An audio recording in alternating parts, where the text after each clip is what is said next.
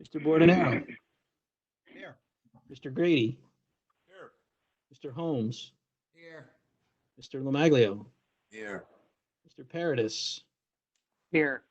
Yeah. Mr. Richards. John Richards not here? He was on. His little thing is down there. Yeah.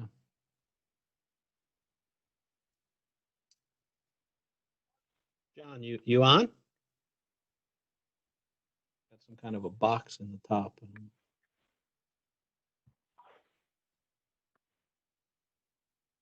John, are you there? Try the mute button. I think John's got it on mute and no visual.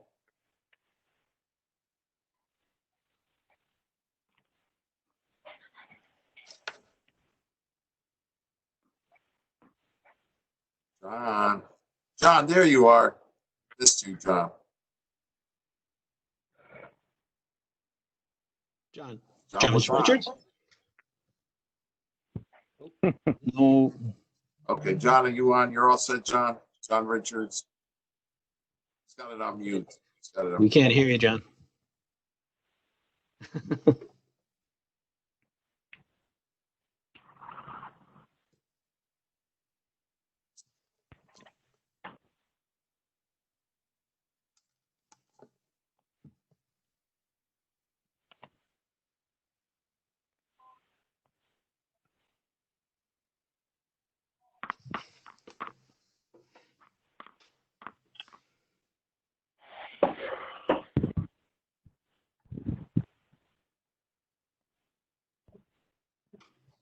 Okay, we got technical difficulties.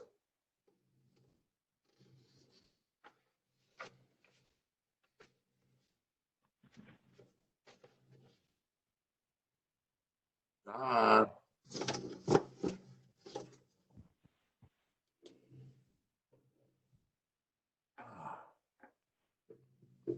John, are you there?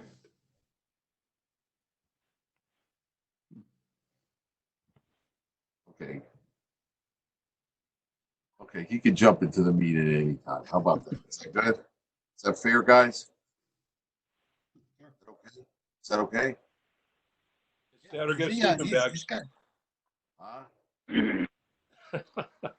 Well, you have a quorum, so You can jump into the meeting.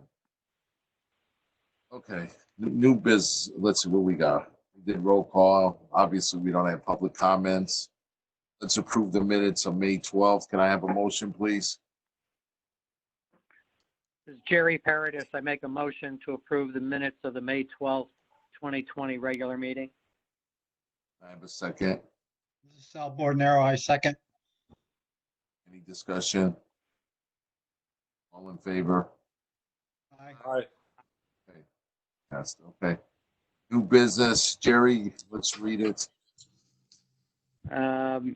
Move to transfer of $22,981.85 from the jail cells account in the police station construction fund, $14,834.31 from transfer for funds account in the Griswold Portable Classroom Fund, and $16,183.84 from the in lieu of sick retiree account in the general fund to the police station construction fund and appropriate to the buildings and renovations account within the police station construction fund.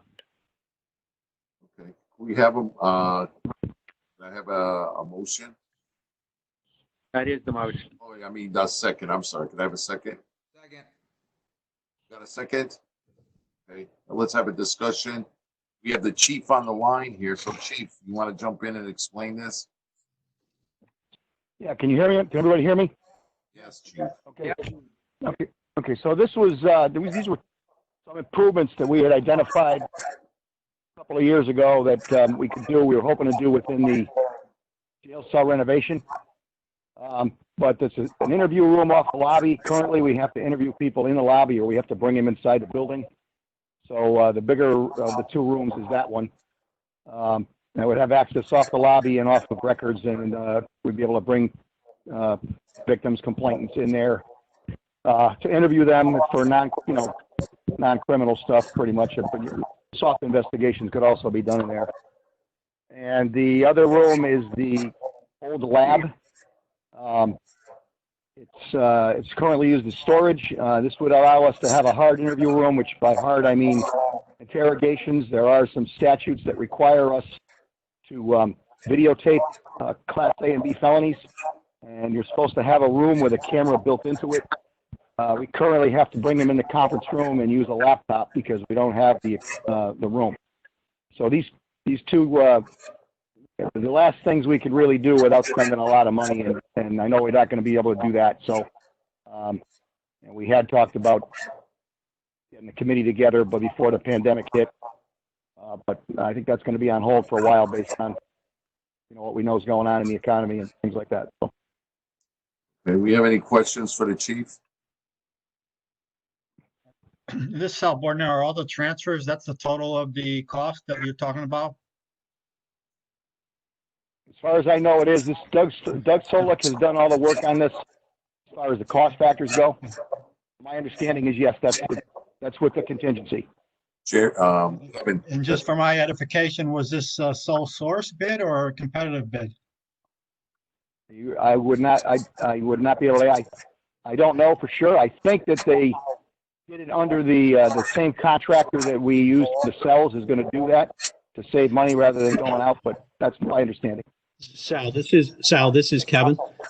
It is the same contractor. The original jail cells were bid publicly, and the contractor already has familiarity with the police station and with all of what was in there. So this is an extension of that existing contract, and that was approved by the council. Anybody else have any questions for the chief? Okay. All in favor? Aye. Aye. Okay, chief, you got it. Thank you, gentlemen. Have a good evening. Thanks, Chief. Okay, number 2, Jerry. Move to approve a non-budgeted appropriation of general fund unassigned fund balance of $255,000 to the pension actuarial funding account in the general fund. I have a second. Sal Bordner, I second. I have a discussion. All in favor? Aye. Aye. Okay, that passed through. Number 3, Jerry, it's all yours. Jerry Paradis moved to transfer $34,500 as detailed on the accompanying spreadsheet to cover higher than budgeted expenditures in identified accounts. I have a Now, second. second. Discussion. All in favor? Aye. Mr. Delaney, this is yours now. Number 4, discuss S&P credit rating. Yep. It is. There's actually some good news on the next couple. This is Kevin Delaney, Finance Director. S&P reviewed for our bond sale that we had last week. We go through that review every year.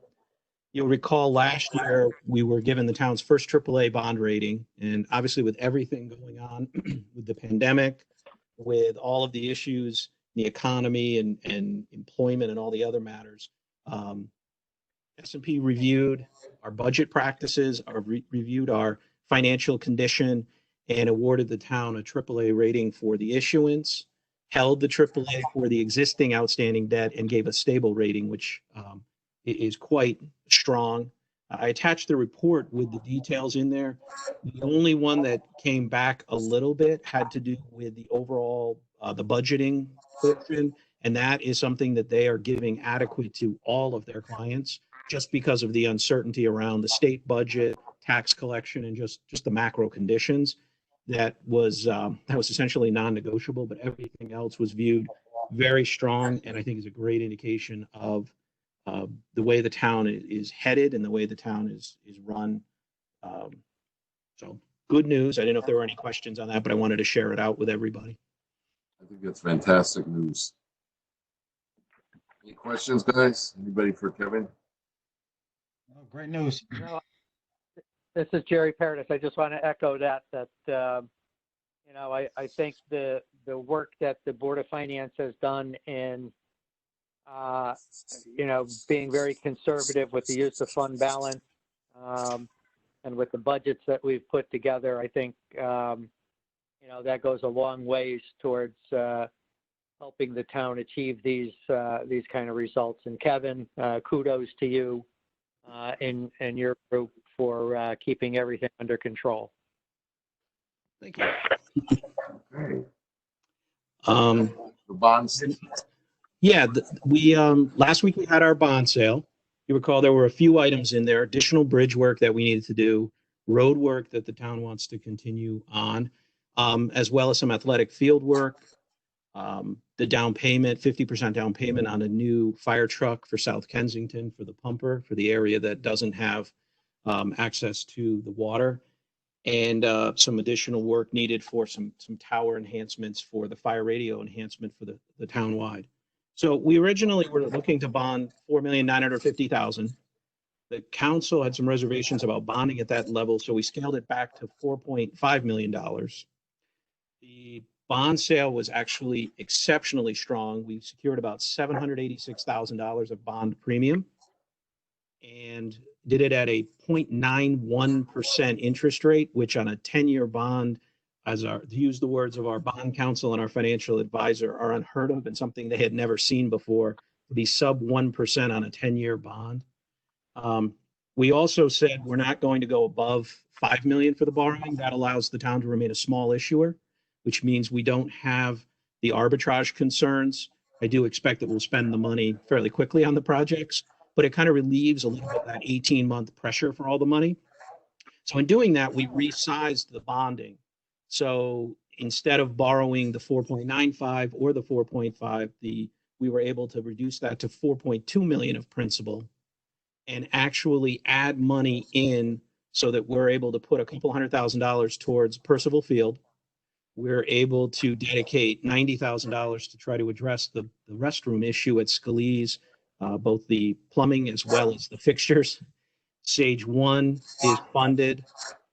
We were able to put another $200,000 towards the bridges, which gives us an opportunity to address Glen Street, the 4 bridge enhancements, and start doing a couple of others as well that need to be done on the smaller side, and actually spend less money, both in principal and interest. Compared to what we have in the budget, this represents a $75,000 annual savings each year for the 10 years this bond is outstanding on principal versus what we had budgeted to spend. And the interest rate, the interest expense is lower than what we have budgeted. So overall, quite a substantial savings, represents about $400,000 of savings in this budget. And you'll experience that each year going forward. So I think, you combine the S&P credit report, I think the prudent management that we've had, as well as being able to provide them a vision of where we expect to spend in terms of capital bonding, different projects, and really giving them a picture of where the town can go financially in the next few years, I think gave the town not just a great credit rating, but substantial financial savings as well. I think that's fantastic. It shows that the town is on the right track for the next few years. Any other questions, guys, for comments and statements? Okay. Number 6, our financial status update. So the financials are in good shape. We are progressing nicely towards the end of the year. We will be coming back to you at the next meeting with some items that, and we went through the budget process and said, if we have a surplus or project a surplus at the end of the year, come back and talk to us about some of these capital items. We intend to come back to you with some of those items. We are closing out pretty strong, but we also want to be careful, one, to make sure we don't appropriate beyond where we see the surplus, but also that we leave some of that there. In the event there's a state reduction, as is quite possible given the state's financial condition, they might reduce the ECS that was originally intended, as well as uncertainty around tax collections as we come into July. So we're hoping to balance the two, but we are showing strong. I have tightened up or kind of removed a number of the risks as they're really not as prevalent as they were, partially because you approved some transfers tonight. for some of the legal and the refuse disposal. So I think those are much closer to where they're likely to end up. And then we're looking at some really good revenue growth opportunities. I do want to point out also that we have had some of the benefits related to the low interest rate.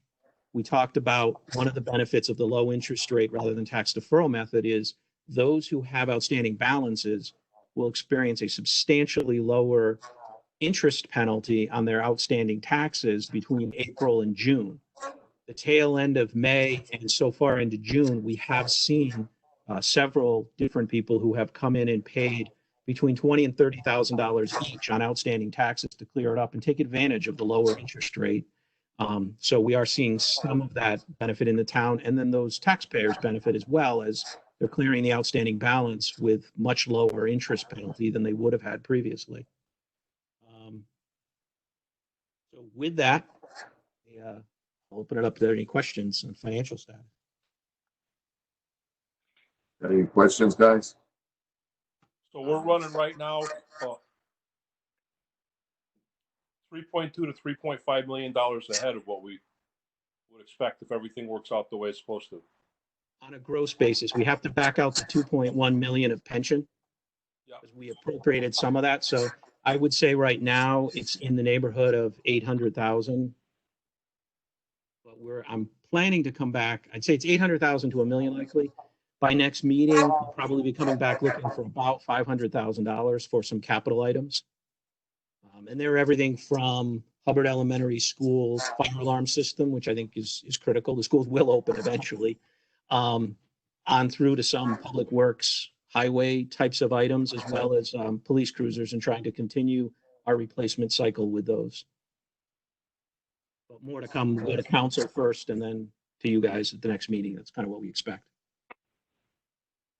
Kevin, have you been talking? Last month, we talked about the Board of Education, putting some money back. Yes. Do we have a status on that? We're working on it. Yeah. Okay. I talked with Jeff Kugno today, and they are expecting to send some money back. And I think that part of that is being driven by the Finance and Operations Committee group. I think they're very committed to making sure that something is returned. Jeff is still working through that. As you can imagine, there's always some year-end volatility, but this year in particular, there's a good amount of year-end volatility. I do believe, I've heard also some discussion around coming back to the 2% fund. And what would ultimately have to happen there is the Board of Ed would have to take a vote approving a resolution to request of this board to carry over a dollar amount up to 2%. It doesn't have to be. Last year, you'll recall, they didn't ask for the full 1% they were allowed. They would request that amount, and then they would identify what they intend to use it for. And you have the discretion by statute, not the council, it's the Board of Finance would have discretion. You could accept it as it's requested. You could modify it. You could set parameters. You do have the right. Generally, it's used for capital, but there's nothing in the statutes that require explicitly that it has to be capital. But that's under your purview to decide how it would be used and what the restrictions might be. For example, there's unknown reopening costs of every school, not just Berlin.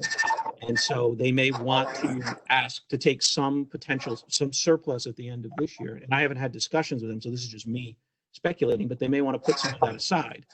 Those would typically be more than likely more operational rather than capital costs. You could set parameters. You could say that money's available, and if you don't use it by the end of fiscal year 21, it reverts to the general fund or something like that.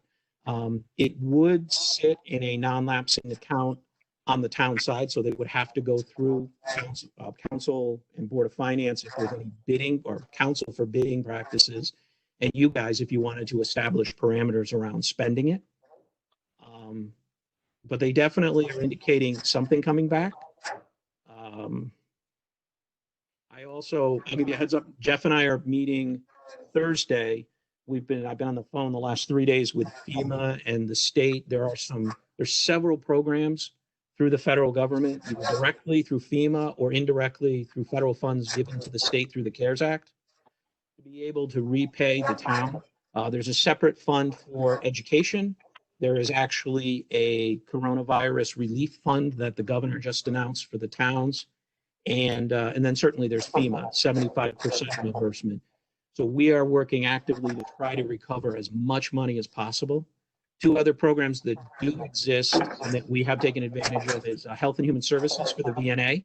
They have already provided just over $35,000. It was actually an advance, so that's good news. And the USDA has been providing reimbursement for a good portion of, but Jeff indicated to me today, not all of the food program that they've been running, but a good portion of it. So when we said Thursday, Jeff and I intend to ask FEMA for the balance.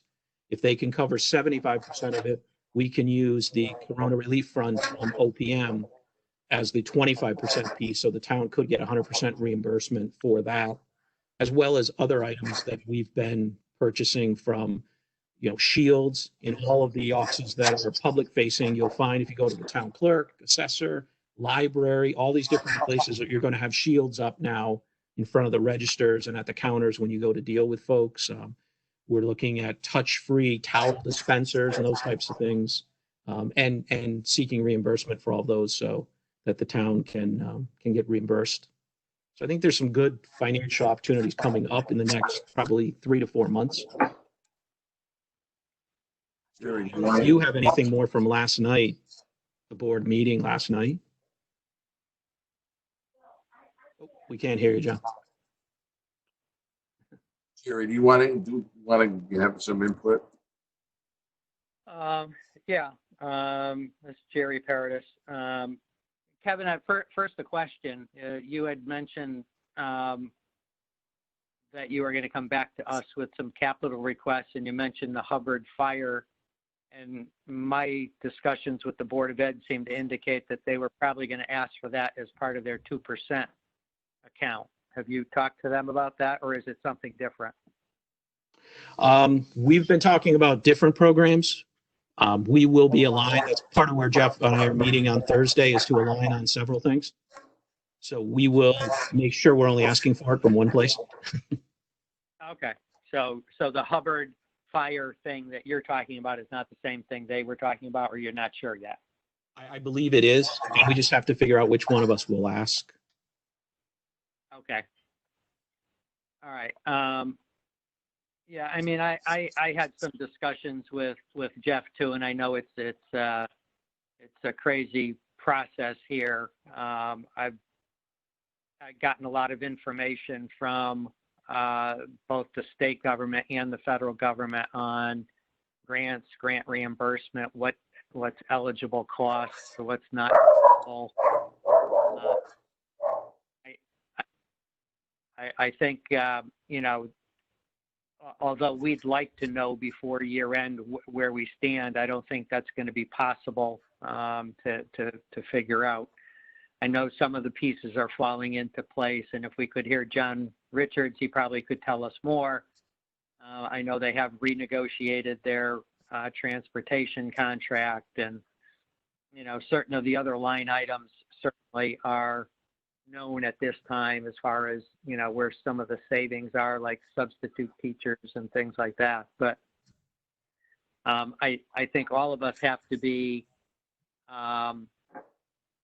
very concerned about the things that I'm hearing out of the state and federal government about things that are going to have to be done to reopen schools. And obviously those decisions still have not been made. I have a lot of boards of education throughout the state, and very few of them committed to a reopening plan at this point. I think that's going to go in summertime before we figure it out. I think one thing they know is that there are significant special summer costs to comply with requirements already put out by the state, and the special ed kids must have their summer school.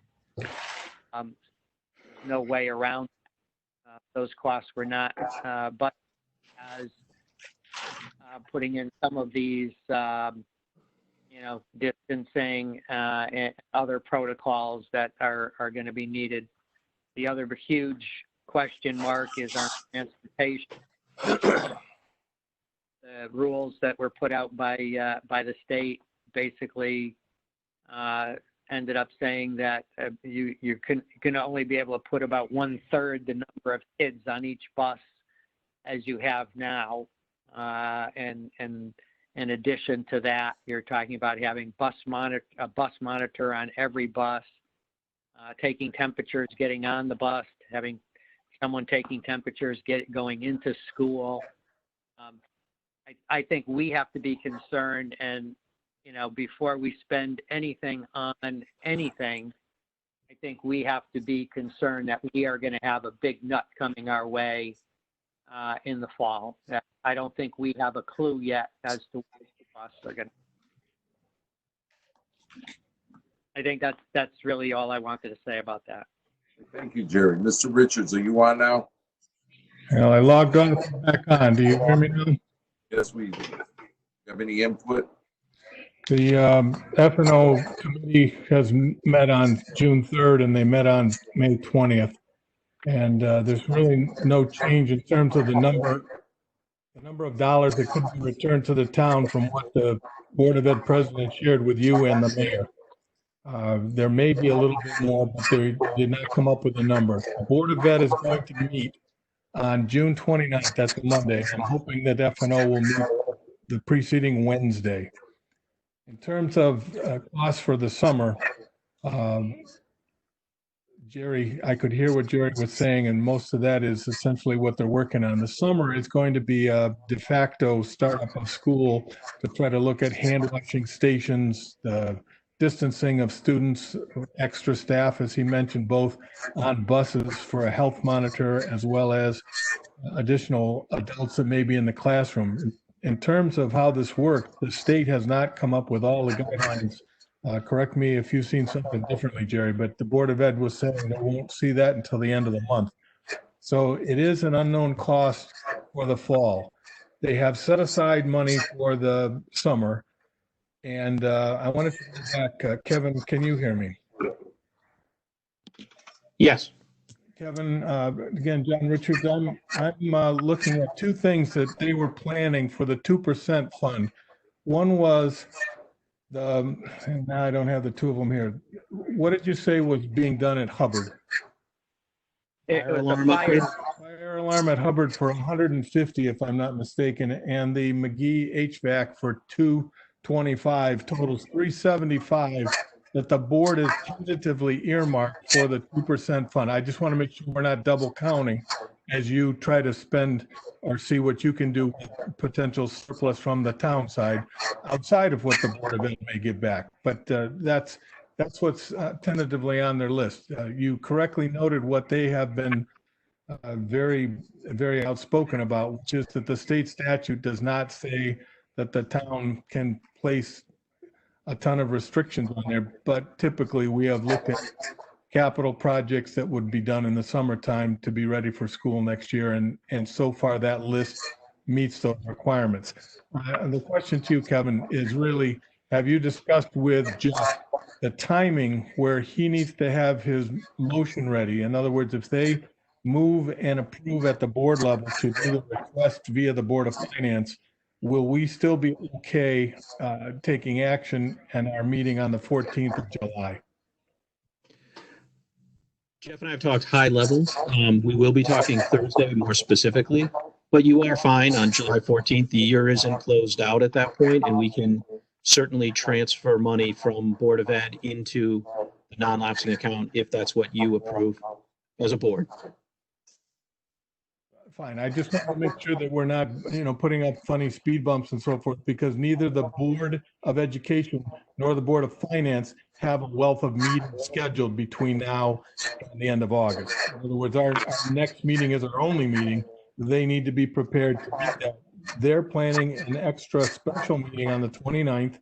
So hopefully this will all come to pass. I would think that as of the 29th, you may see the end of the month of June financials for the Board of Ed, as well as the proposed return. I expect that to be an agenda item for the Board of Ed on the 29th. It's going to be late. As you had noted, not only is the normal close of the year going on, but trying to deal with all of the uncertainty that's been going on. They're still negotiating some things with coaches, and they just approved at this last meeting the NBT settlement. So that's now some certain. Jerry, do you think we'll get some direction from the state by the end of, for our meeting on the 15th? Break it out until August. Yeah, I think more is coming, but I mean, I think the gist of what I've heard so far was that the governor wants to leave it up to each individual district as to how they accomplish the reopening. So that if the town next to us decides they're not going to put kids back in classrooms till next December, which I heard was one of the plans for Newington, that's their plan. But Berlin wants to go every, 2 days a week into the facility or just have elementary go in. Sounds to me from the preliminaries that I'm hearing, how you accomplish it is going to be up to your individual town. Now, have you heard anything different, John, or? This is John Richards. No, Jerry, the options that you just said are what they have said are being considered. The notion of additional spacing between students essentially cuts down the capacity of a classroom. And I had not heard until last night the option that you just said, which was elementaries may expand beyond elementary schools, perhaps to middle and high school classrooms, where the middle and high school students may distance learn. The other alternating days only helps in terms of the busing, because I don't see how we could possibly double or triple the cost, $3 million cost for transportation for students. But I don't think anything's been finalized as far as the state's guidelines and thus the Berlin response. Sam, may I make a comment? Go ahead. This is Kevin Delaney. One other thing that I have heard being discussed, and I'm not sure if it's still in the works, but the possibility of trying to install cameras into a classroom so that some kids may be able to sit in the classroom and others distance learn, and you could potentially either rotate kids live and home, so they're doing a combination, or kids and potentially, I suppose, teachers who for medical reasons shouldn't be coming back. You could have some kids in the classroom and kids who, for just like adults, for medical reasons should not be in the broader group, could participate somewhat in the class rather than an overall distance learning. It would be more like a classroom than what I think most schools around the state and probably around the country experienced this spring. That is another option that I've heard talked about, and that certainly would be expensive, even if you pick one classroom per grade, or when you get to high school, middle school, one classroom per subject. Trying to orchestrate that would be expensive, but might provide a better educational environment for the kids and for the teachers going forward. So I know that's another thing they've looked at so far. I hope they can get their plans together, because if we're going to do a 2% account projects, see what they're going to come up with. Money towards it.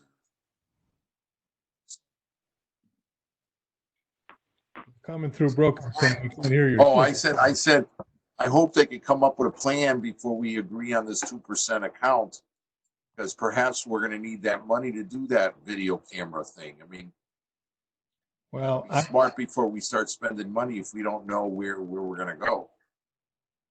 I mean, doing these projects are very good, but maybe it's premature if we've got to start spending money to do remote learning and other things.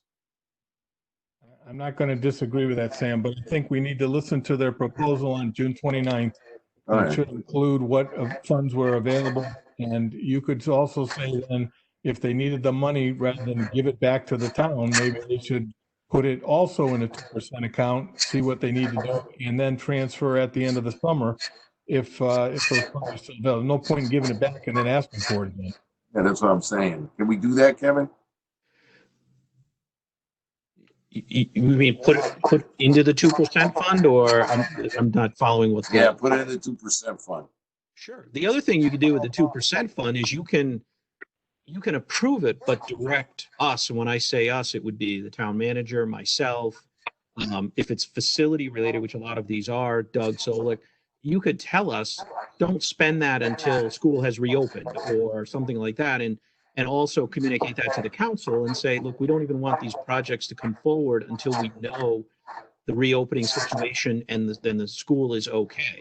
So we could have the money there. It's a non-lapsing account. We don't, just because we have the money doesn't mean we have to run out on August 1st and start spending it all. We Yeah, that's what I'm saying. approve it and leave it and then repurpose it later on if that's more appropriate. Yeah, I think we should think about that. What do you think, guys? I think we should look at everything, Sam. Yeah. Because I don't want to end up having a big bill and then we don't know what's going to happen. It's definitely too, it's premature right now to be making any decision like that, I think. Yeah. You're right. That's what I'm saying. Let's hear their plan and see who we are. Maybe we don't get that second wave in the fall. Who knows? I don't know. Okay. The other thing is, John again, Sam, the other thing is if the wave comes in the fall, then I think that's what Newington's plan was, is why bother trying to go back if you're going to be sent home right away? Let's just try it again in January. But I think all of that will be helpful to see the state guidelines and then how the district responds. Okay. Anything else, Mr. Holmes? Well, yeah, and I'm not sure, point of order, but I have two separate motions for two items I'd like to add to the agenda. Okay. Go ahead, Mr. Holmes. Make the motions. The first item I'd like to discuss is the decision the town made to not reopen the pools. Okay, so we have a motion on the table. Could I have a second? I'll second that.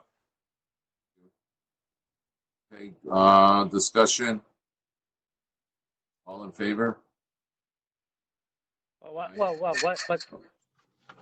You're just voting to add this to the agenda. We're just voting to add this to the agenda. All right, you're just adding it to the agenda. Okay, Okay, so we can fine. talk about it. Okay, so all in favor? All right. Aye. Next motion, do you want, let's add the other thing on the agenda. Go ahead, Mark. Okay, I'd like to make a motion, and I'm not even sure the words, but to discuss the hit the taxpayers took last Sunday, or how we prevent that in the future. Kevin, you could tell me what the number is, but I've heard between $8,000 and $10,000 of double time overtime for what amounted to a political rally for a candidate for the 30th district. All right, so we'll rephrase the motion, say, let's make a motion, discuss financial implications of the rally last Sunday. Can't that come under number 6, financial status update? Nah, we'll just add it into a motion. Can I have a second? Second that motion. Okay, all in favor? Aye. Okay, let's talk about the pools. It's all yours, Mark. Go ahead. All right. On my vote recorded as an ape, Sam. Okay, thank you. As far as the pools, I heard the decision yesterday was made to reopen. We budgeted the money for those pools. Therefore, effective July 1, the taxpayers are paying for those pools to be open. Second, I have read the guidelines 3 times because I'm responsible for being prepared for our football season. So I know what's in them. And while I think much of it is ridiculous, the reality is none of it's overly complicated. You're talking chalking off 6-foot markers and cleaning bathrooms a couple times a day. These kids in this town have been locked down for 3 months, and I think it is imperative for the town to provide every possible outdoor activity that they can. And I find it completely inexcusable that the decision was made to close the pools. And I would like to ask Arosh to sit down with his people and reconsider that decision. Okay, anybody else? I would agree with that 100%. There's been enough going on already in this town with things being closed, people complaining about tennis courts, basketball courts, and everything else. And these kids have got just too much pent-up energy. Let them have the pool. There's a good number of adults that use that pool during the summer, too. It's their only way to cool off a lot of them. So, they made a decision way too early, and now they're not even making an attempt to go back and take a look at what they can do to rectify this. So I would be in favor of doing something, putting our voice forward that we need to have something done about this. Sounds good. Kevin, do you want to add anything in there since you're part of the town employee staff? Well, I will make, I wasn't I'll throwing make a this couple one of, at you, Kevin. I will make a couple of points. First of all, I was not involved in that decision process. So, second, I do want to clarify a couple things. You're right that the costs were in the budget. However, there was also a fair amount of revenue for passes sold also included in the budget. So one thing, even for communities that have made changes, and I know that Parks and Rec has been looking at the model that New Britain is planning to bring forward. Which is? I believe it's a different pay model. You're not going to get a season pass. You're not going to get a summer pass and thing like that because you're going to have limitations to the number of people who will be able to come to the pool. So even if you buy a pass, there was never an absolute guarantee you could have a spot, but the environment will be very different. So even if the pools are open, I just want to make sure that no one walks away thinking it will be the same as it was last summer. There will be no swim lessons, swim team, anything that could be picked up, used, that type of thing will be removed, just like everywhere else. There will be a limitation, and one of the challenges is also if you're not in the pool, the guidelines require a mask. So everybody would be wearing a mask if they're not actually. Wait. Even outside, you have to wear a mask. No, that's not the case. I don't know. That's what I mean, Jen Ochoa had written, that was one of the requirements, is that the mask must be worn when they're not in the pool based on the reopening. If you are unable to make 6 feet of distance. Otherwise, the mask is not required. It's not required in a gym. It's not required on a field or a pool. That is not correct. well, can we ask the town manager? Can you express our concerns to the town manager that we would like to see? I can certainly convey that. I will tell you that the mayor and deputy mayor both expressed a desire for a response to understand how this could happen. And Jen Ochoa, who heads up the overall group, did respond to both of them today. That did happen today already outside of this. So it is not just the Board of Finance who is asking the questions. I'm not sure where that will go. I know that exchange happened literally today through the email. So I will follow up with Arosh to see if there are plans to revisit this, to change it. Like I said, I was not involved in this discussion. No, we're not saying anything. And I do want to be clear, this wasn't a cost saving measure. It was part of it.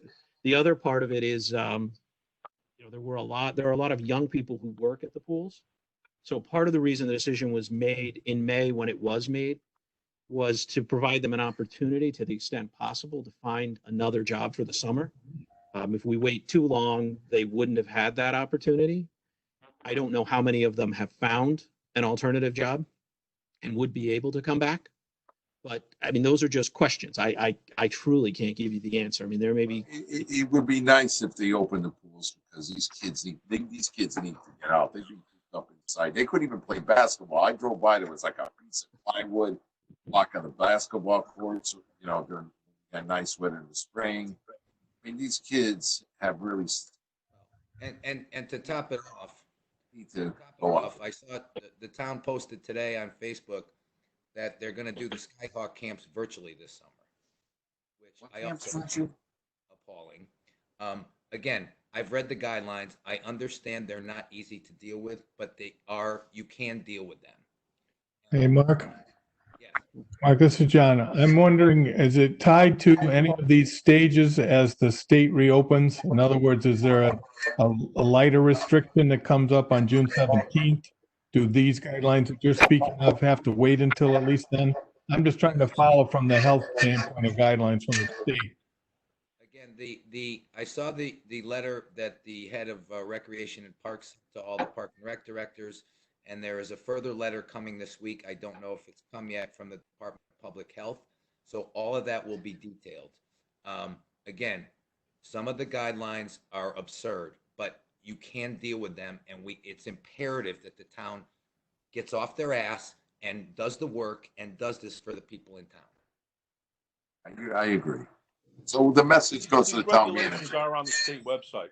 as far as public pools. So they're there. I read through them, and yes, they're a little ridiculous, but nothing is overwhelmingly complicated that anybody couldn't put a little bit of effort into it and certainly be able to accommodate the people in town.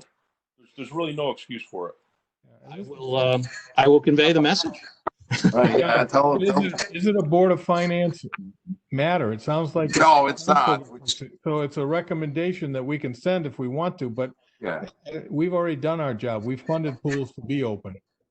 yeah, that's what we're saying. We funded the pools to be open, and we like them to be open. Bottom line. So if you can convey that message to the town manager, that'd be great. This is Jerry Paradis. I agree with what everyone said about the pools being open. My question is whether this should be going to the town manager or to the town council and the mayor. They have operational oversight, basically, of the town manager. We do not. I mean, we can say anything we want. I just don't know where the most effective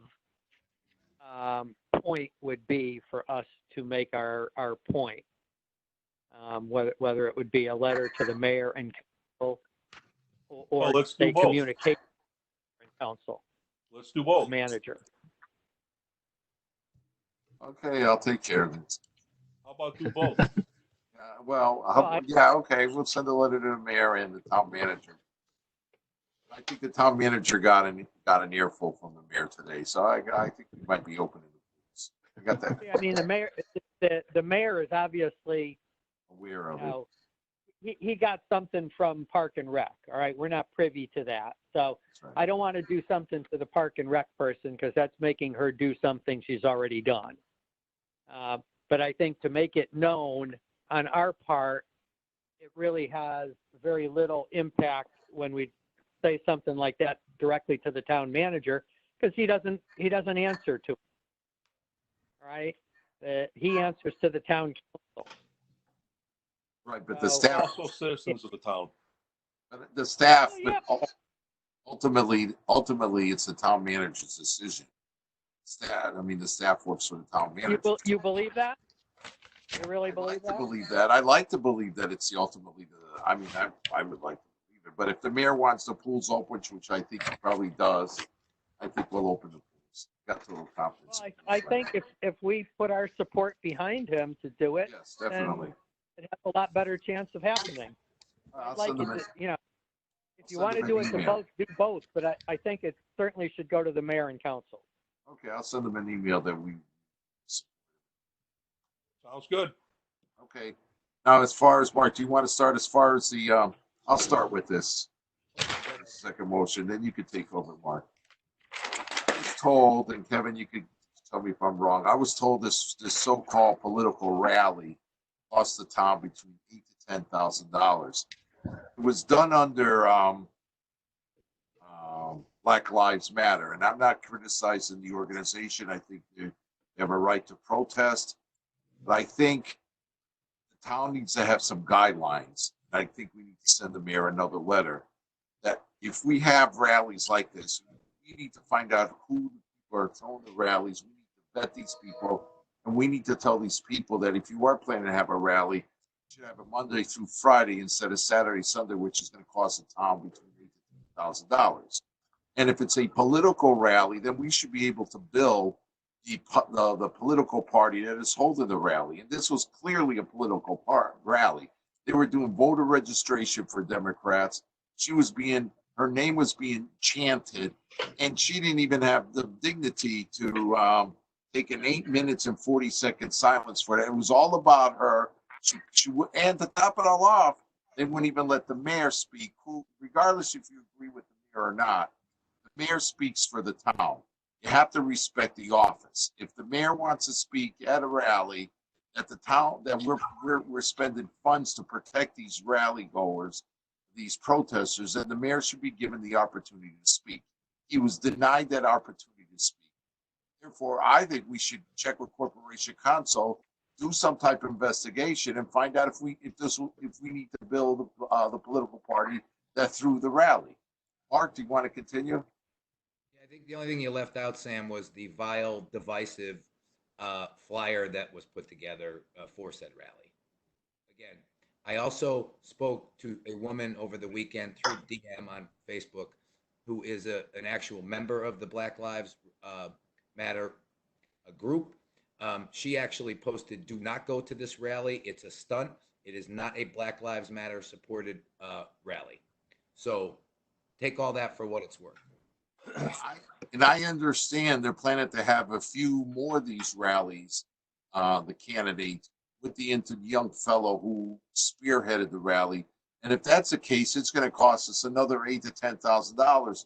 And we need to have the council or the town manager set up some type of guidelines, because we cannot let a political party start doing these rallies and start costing the taxpayers money. We're operating a very tight budget. If we start spending overtime money, we're going to have a problem. Anybody else? John. Sam, I'm trying to understand, doesn't a group that wants to do something like this and needs police support have to register the event? They did. They called the police department, but how's the police department going to know? They thought it was a legitimate Black Lives rally, and of course we're going to provide them protection. But this was not a legitimate Black Lives rally. This was a political rally disguised as a Black Lives rally. That's the investigative part, was to see if it was supported by the group that supposedly was holding the rally. Because if it wasn't, then it becomes the group that did support the rally. Well, that's what Mark and I are saying. We need to have some type of guidelines. Guidelines. Guidelines. You know, the biggest thing is nobody in town doesn't support their cause. We all do. When the political speech started, it became very divisive, and it did the town no good. It was very disappointing. It would have been better if no politician spoke. Exactly. And like Mark said, it turned into a political circus, really. It was just a pep rally. You were there? I wasn't there. I'm just getting it second. Yeah, it wasn't good. Yeah, Tim, this is John. I wasn't there either, but are you saying that no one from Black Lives Matter spoke? They specifically said, don't go to the rally. I understand that, but I'm talking about those who spoke. Was there anyone that represented the Black Lives Matter group? Well, that's wild. That goes back to what you were saying, Sam. I don't know how we enforce that the group has to actually be making the request. I would have thought there was some paperwork to fill out and you have to show that you're a group. No, I know this is not our job, but our job is to make sure that we protect the financial interests of the town. And when we start spending $8,000 to $10,000 for a political rally, I think the Board of Finance should get involved. We can't set policy. We've got to watch the money. So the question, Kevin, can we send a letter to Corporation Council, or do we have to go through the town manager, or do we have to go through the mayor's office to ask for an investigation? Also, to have them set up some legal guidelines where we can vet these people that come in and that want to do rallies in town, which of course we've got to provide them police security. And can we tell those people that want to do rallies that it's Monday through Friday and not Saturday and Sunday, because it's going to cost the town money? Can we send a letter to Corporation Council and have that? Can we do that? I mean, I think the taxpayers, but I think, can we do that? We need to get a handle on this right away, because they're planning to do another one. I understand, within another month. This is Kevin Delaney. I am not certain if you can restrict that. I've spoken with the chief, I've spoken with the town manager, both today. Neither is aware of any requirement. There are requirements to have a bazaar, to have a raffle, other things you have to register and get a permit. There's nothing about that for, a peaceful rally right now in the ordinance. So, is there something in the statutes? Possibly. My recommendation would be that the chairman of the Board of Finance, everything is asked to run through the chair of the different boards so that the Corporation Council isn't inundated with requests. But Sam, if you wanted to send an email either to the town manager asking him to pose the questions to the council, or you could send a note to Corporation Council and just include the town manager as a CC and ask the question, what are the options? Excuse me. I don't know, because I think we also have to be careful not to infringe on First Amendment rights for people. And that's where I would defer to Corporation Counsel. Infringe on First Amendment, nobody. We're not infringing on First Amendment rights. What we want, there's two things. What I want to know is that how can we investigate this? And if this ended up becoming a scheme, which according to the person that heads the Black Lives Rally said it was, then the political party owes us.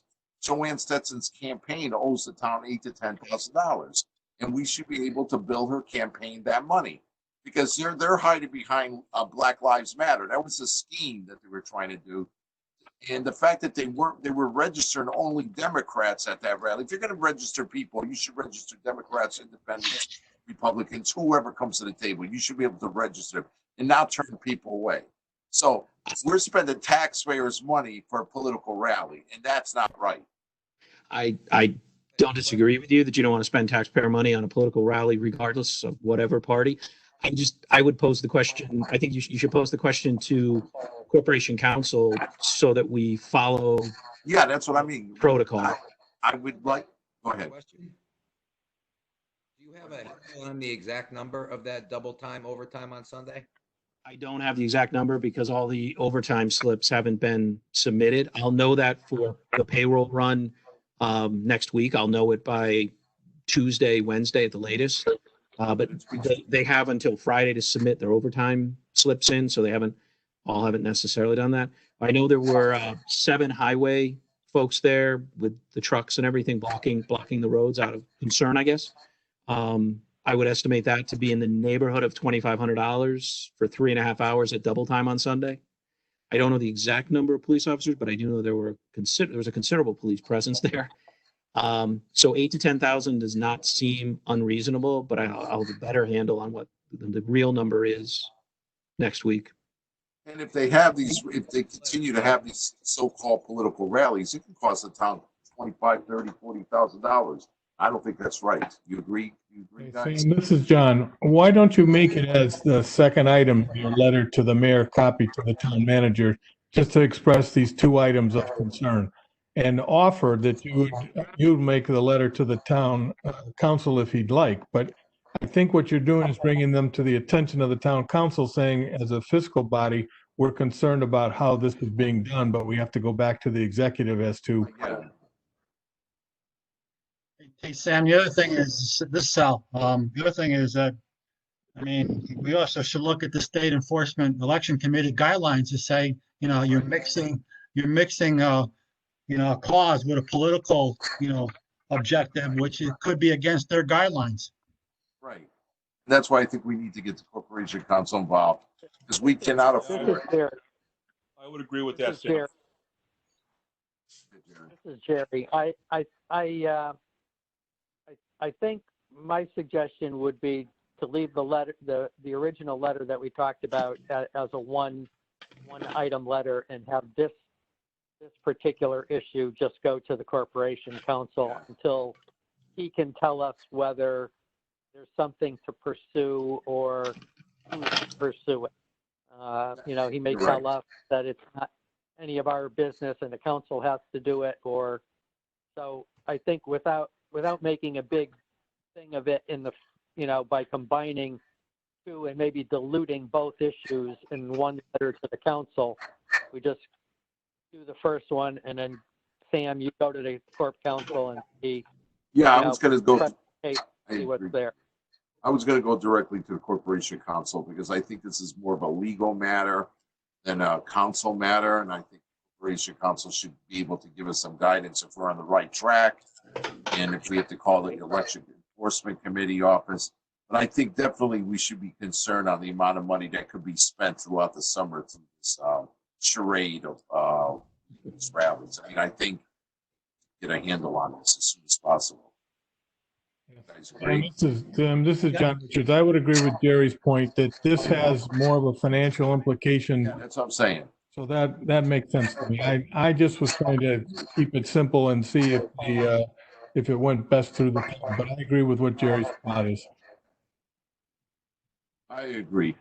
I think, you know, when I was talking to Mark over this Sunday, it just annoys me how people can just spend town money and just hide it behind, hijack a cause and then just walk away and not care about taxpayers' money.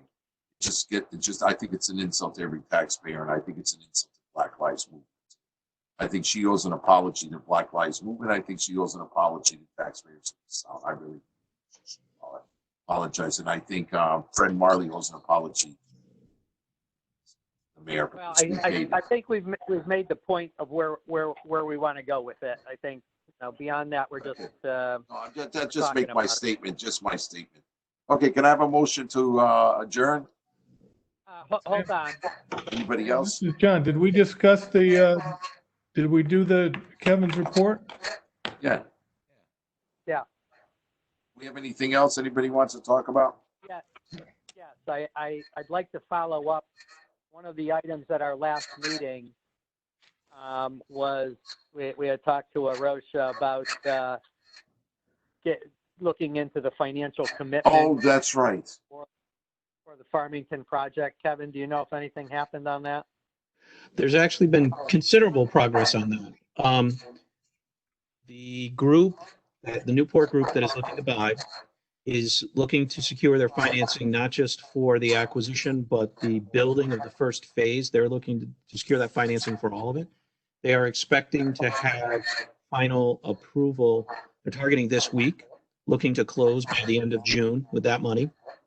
We did receive a letter from DCD outlining all of the reallocated funds, all the different grant funds that are in there.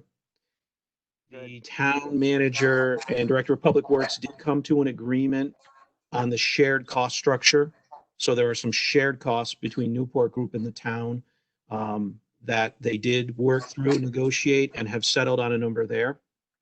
So there is a lineup of more than $1.6 million for the cost of the project between the sale of 903, 913, and 861 state grant money, as well as cost share money. So the council, there will be a council agenda item to award the bid conditioned on several items. One is certainly the closing of the sale to actually secure that money. Second is, and this is critical for the entire project, the state DOT permits. They're working through final questions and items there and expect that to be done soon. But there has been considerable work, not just securing a letter indicating that Thomaston Bank has been working with them, but the expectation before we move forward is that we will close and secure those funds from Newport Group. Good. Like we're on the right track here. That's fantastic. Kevin, can I ask you a quick question too about it was an article in Connecticut Mirror today. It was talking about the loss to all the towns. It was a $500 million hit to Connecticut. And they had some numbers from Berlin. I was curious as to where they got them. They said that we had a revenue loss impact of $4.7 million. And we had a budget reserve of $1.9 million. Yeah, I actually saw that article. The first number came from me with a submission to OPM. When OPM initially came out and said, we're going to share CARES money, CARES Act funds from the state, we're going to share to the municipalities. They said, we'd like to get a gauge on what you have spent and what you expect to spend through June 30th. So working with the Board of Ed, the VNA, all different groups, we kind of assembled those costs. I took a very conservative stance on revenue losses, working through an assumption that the pools would be closed and we wouldn't have that revenue, working through an assumption that at the time that was put together, the golf course was closed. Also looking conservatively at real estate, personal property, motor vehicle taxes, as well as a substantial reduction to both interest revenue and back taxes. Certainly if we're struggling to get actual taxes, back taxes will probably be even much harder. So that number was a very conservative view of what the loss could be. It's not an actual loss, it's a projection. The other one, I looked at that number. I will tell you, I saw it this morning as well. And I said, I don't know what that is. And I I think I know our CAFR about as well as anybody. To be honest with you, they're missing a 4. It's actually 14.9 million, not 1.9. They were missing one number, but it's kind of a big number in there. Well, the 14 million was more what we were talking about. Yeah. That's when I saw. When I saw that, 1.9, okay, so that's just the paper being the paper. Yes. The source was, it says the source was OPM, so I don't know if the paper just typed it wrong or if OPM had it wrong, but I can tell you, I went back and looked at the submission, and just yesterday I was on a call with that Martin Heft was running for the Corona Relief Fund. So he's the acting undersecretary at OPM, and in there had everybody's submission, and our submission was in there accurately. So I know OPM has the number at 14.9 million. So I'm assuming it's just a typo in the paper. I saw the same thing and thought, I don't know what that is, because we're well beyond 1.9 million. Well, if people ask, I have an answer now. Yeah. So, all right, then the 4.7 was just a guesstimate, and it's not reality. I'm hoping that we're going to come in far better than that. I think so. I think we'll be all I right. think so too. Okay, we got any other? We did get the April labor report. Typically, Berlin has been running an unemployment rate of about 3.3%, well below the state, the region, and it's done really well. The April report came out and we were at 6.6%. So doubling that amount, still well below the state and region. But I also want to give you a order of magnitude. That's about a little over 740 people. So of the population, and I don't mean to minimize those 740 people, it's obviously a big hit for them. I think in terms of tax collection, in terms of the overall situation, and then one of the things we talked with S&P about is also just under 15% of our tax revenue comes from our top 10 taxpayers, but they are solid taxpayers. Eversource is continuing to collect on most electric bills. Tom's Corp, Assa Abloy, you have a lot of strong players. Even when you get into the complex that has Home Depot is one of our largest players, but Home Depot remained open throughout the entire pandemic and actually did pretty well. So there are a number of places in town, and there's a good diversity. I think our restaurants and certainly our small retailers struggle. And, we've looked at those, but one of the things we also did point out is that we did have one of our groups that secured financing to expand before the pandemic hit. Actually, the Monday before our S&P call broke ground, and they continued to move forward. So there's a lot of momentum, and it's continuing. And I think Berlin is going to, personally, I think Berlin's going to be on the higher end of that V trajectory. If assuming we get the V recovery, I think Berlin is in a position to get back to where we were before. I mean, there's a lot of good in the story around Berlin right now, and I think it's going to come back pretty quickly. But that's just my opinion. Well, let's hope so. I think we're on the right track. Okay, any other questions, guys? Yeah, Kevin, this is Jerry Paradis. Am I the only one who did a call in today? Yes. Yeah. We miss seeing you. The quality is lousy. I don't know how the quality works on you guys end, but there's just a ton of feedback and background noise, and so the call-in part is not great. I had tried to log in, but I had some computer issue. It wouldn't let me download the program for some reason. So hopefully next month. I just wanted to find out if it was my problem or everyone had the same kind of noise issues. I'm hoping We didn't hear the noise. I'm I hoping didn't hear the same noise as the council meeting. The council meeting was very staticky last time. I don't think this one was the same. That's just. It's been pretty good here. Yeah, mine is good too. I'm hoping since we're going to be opening up the restaurants and things like that, I'm hoping that we can meet in person next month, possibly at the Board of Education in space, 6 feet space. I mean, if we can do that, I don't know what the guidelines are. What are guidelines, Kevin? I mean, We should be good after the 17th of June. right? Am I right? So Yeah, we can meet. We're good after the 17th. So we could schedule a meeting at the Board of Education, space ourselves out like we did our first meeting, and Yeah. we can avoid doing this, and then we can meet face to face. I mean, if that's okay for everybody, if everybody feels comfortable, and who doesn't can call in, I guess. I think we got to start getting to some normality. I've had enough of this. I mean, do you guys agree? Back Yep. to some normality. Yep. Huh? Yep. Yes.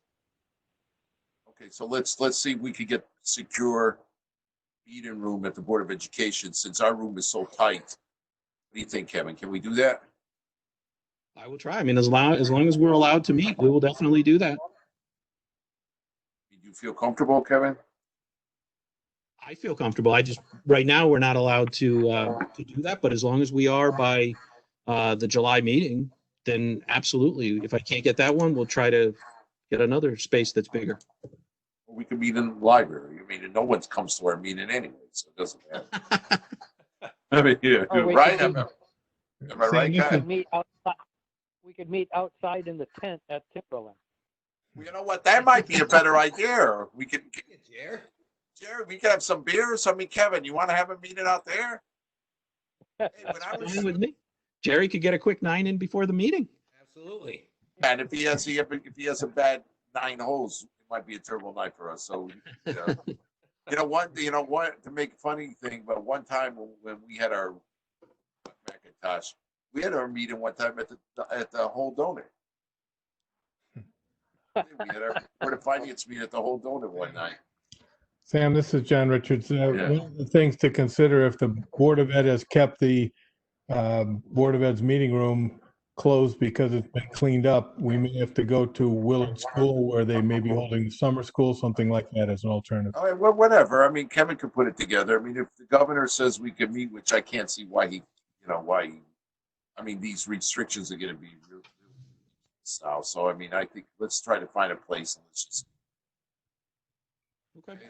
Okay, so are we all done now? Can we have a motion to adjourn? Move to adjourn. Second. All in favor? All right. Aye. All right, okay, guys, nice seeing you. Thank you. Aye. Have a good night. So-